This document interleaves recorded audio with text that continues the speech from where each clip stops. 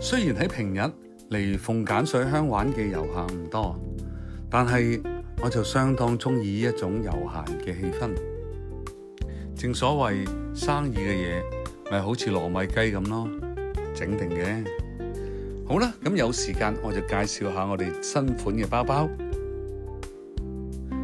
佢嘅設計雖然簡單，但係必須要用到上乘嘅 Napa 軟皮，而且你睇睇呢個價錢，真係冇得輸啊！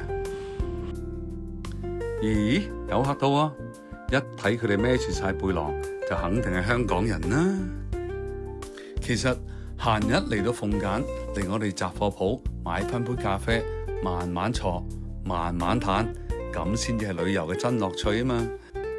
嚟鳳揀玩，呢度嘅消費又平又抵，2個真皮銀包加埋都唔使2嚿水。